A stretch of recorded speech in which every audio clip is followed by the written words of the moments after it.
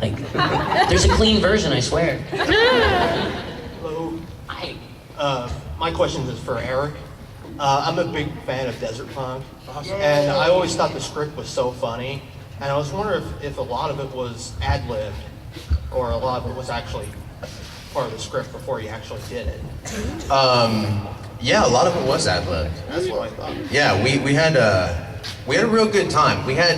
What we did was pretty unique to that show. We added booth hours on. We had a little more freedom at that time to add hours onto our booth time for improvisation. So we got, I wrote the show, me and I forget if I had one or two other writers working with me at the time, but we all wrote the show and I oversaw the whole writing process, and we had free reign to be as filthy as we wanted to.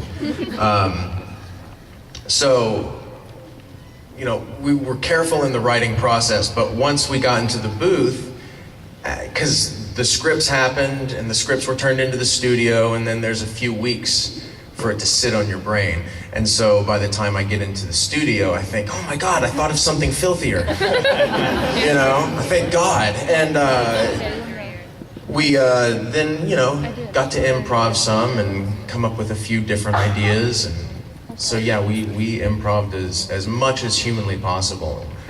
Some things, like I said when I was yelling at the engineer, granted that wasn't good spirits because the engineer's a really cool guy. But some of those things were improv. One of the things we learned in Desert Punk was they recorded everything. That mic was on constantly.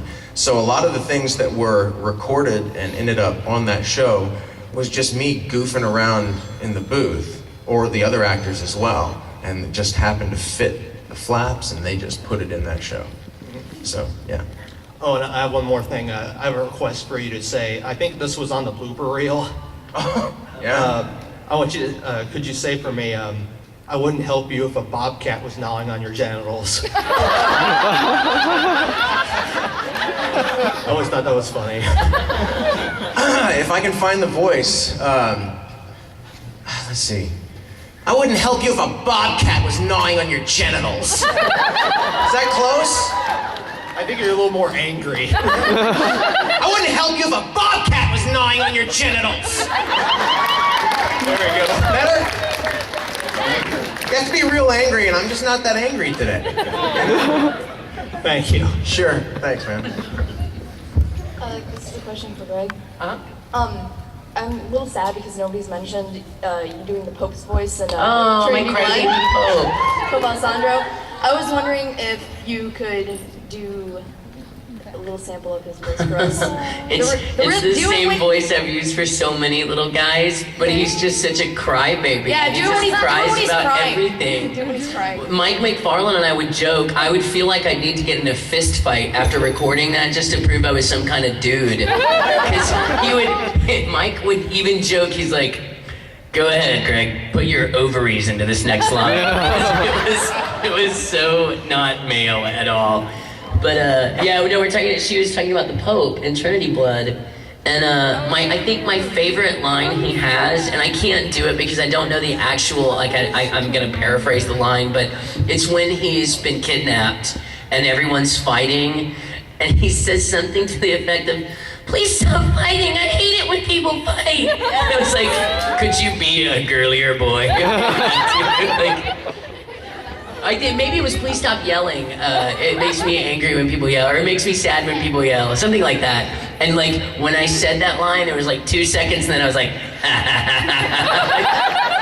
I had a lot of fun recording that because that's something that Spike Spencer hates, the fact that he was Shinji Ikari because that character is so wimpy. I love that I play wimpy guys because I'm actually the guy that has the hockey temper. So it's totally fun to be the wimpy guy. I'm not that guy in real life. I'm the guy that has a hot head and shoots his mouth off too often. So it's fun to be the little crybaby kid every once in a while.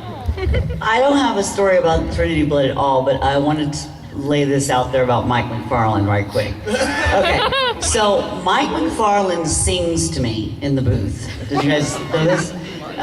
He goes, Wendy Powell doesn't listen. And I'll go, why did you do that, Mike? And I'm laughing because he'll do this all the time. And he goes, because insults sound better when I'm singing them to you. And then I'll do a take and he'll go, why don't we get a sponge and wipe the dookie off that tape? And I'm like, what? And he's like, that was the nastiest sounding take I ever did hear. This dookie, if it had 99% less dookie, we can use it. That's Mike McFarlane in a nutshell. Wipe that dookie off that tape with a sponge. Wendy Powell doesn't listen. Next question is for Wendy. How do you feel about doing Brotherhood for Full Metal Alchemist? Since you have another role now. I'm really excited about it. Did anyone watch it on Friday night? Yeah. Or was it Saturday? They're all blurred together. Saturday. Well, you know what? I haven't slept since then. I feel totally different about it because I know all of the actors in the show now. I did not know who Vic was until the movie. And I know people are videotaping this, but I want to tell you, I'm not going to tell you, never mind. I did not know who he was. And I was at the premiere with Chris Kaysen, who plays Gluttony. We had gone and eaten Italian food and showed up at the movie theater. I had never met a fan ever. Wow. Not one.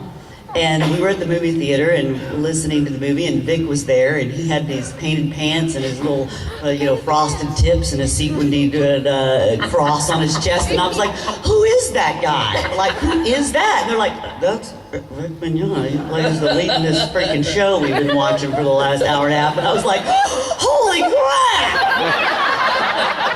I should have dressed the for this. I didn't know we were having people out here. So anyway, we signed autographs, and it was really weird, a very surreal experience for me because I had just eaten a cannoli. You know what I mean? I thought we were just going to watch a little movie here. But the weirdest thing was now is that getting to redo Brotherhood is like, I know all these actors. I know who Travis is. And by the way, the first time I ever met him, I put my hand over his mouth and said, it is a shame you can talk. Turn around and let me see your ass. Turn around. Just keep spinning around. He is beautiful. But anyway, what'd you say? Did you hit the crack pipe when you said that? Oh no, I'm sorry. Yeah, I'm very excited about recording it. Can I just absolutely say, and I'm not a huge FMA fan. I find Maxie Whitehead, the girl that has had to take Aaron Dismuke's place as Alphonse, I find her performance stellar. Did he do it? Is Aaron not able to do it now because? No, his voice is. He did that when he was a little kid. He's 7 feet tall now. His voice is lower than mine, which I think is awesome. But Maxie had an incredibly difficult task into stepping into the role that is very well loved, and people love that actor. People love Aaron. Maxie's performance is phenomenal. I love Aaron. Huh? You what? Oh, Aaron's hysterical. Aaron and I have marker fights when we do autograph sessions together. But Maxie is doing a phenomenal job, and it actually makes me want to watch the show because I have lots of friends in the show, but very rarely am I bowled over by somebody I've never met. And on top of her being a phenomenal actress, she's the sweetest person. If you ever get a chance to meet her at a convention, she's so super sweet. Yeah, I heard her on Saturday night when it came on. She was pretty good. It was pretty amazing. And I was sitting on a panel with her going, wow, you do sound just like a little kid. Yeah, when I came in, I was like sitting there in the living room watching my brother come in. I was like, I thought Aaron wasn't doing his voice anymore. She's strikingly like the original, yeah. It took me a second to get used to it though. I'm like, oh, yeah. And I have one more question for Wendy. Can you do that part in Full Metal Alchemist where Envy's like punching the ground and saying it was for me to do, me? Really? Yeah. That was a duplicate. take.